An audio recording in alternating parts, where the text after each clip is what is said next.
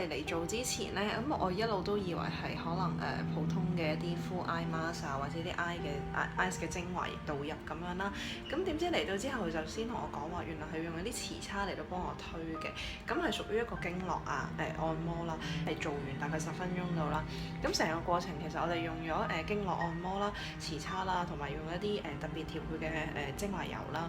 咁整個過程唔可以用舒服嚟形容，你絕對係唔會瞓着覺，因為咧係真係痛㗎。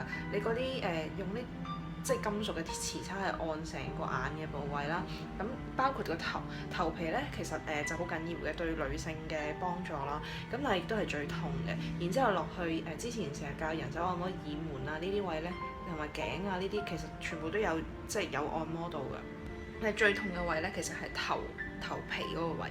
點解頭皮對女性黑眼圈嘅度都有幫助咧？其實都係關於一個血液循環啦。咁你知成個頭其實有好多經絡、好多神經㗎嘛。咁你按完之後咧，其實會幫助你成個嘅血液循環嘅。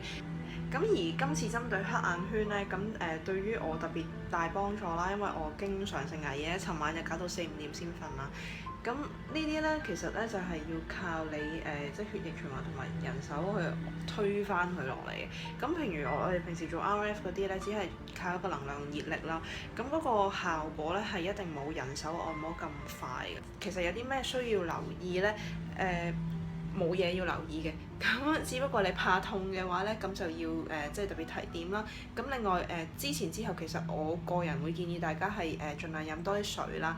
咁同埋咧，如果你有做到一啲微針啦，譬如你打咗啲透明質上你鼻啊、下巴啊、顴骨呢啲咧，你一定要同治療師講嘅。咁變咗佢哋咧會用另外一啲嘅瓷叉去幫你就翻啲位。如果唔係咧，你揾嗰個叉咧推下推下嘅話，你啲 Vaseline 咧唔知推咗去邊嘅啦。咁但頭先治療師同我講咧，就話打 Botox 就冇影響嘅。咁大家可以留意翻啦。呢個嘅 treatment 咧，我個人咧係屬於推介嘅。咁頭先我大概問過啦，佢就話如果 walk in 嘅價錢咧大概600幾蚊。咁至於其他 promotion 咧，我要再同佢哋問翻啦。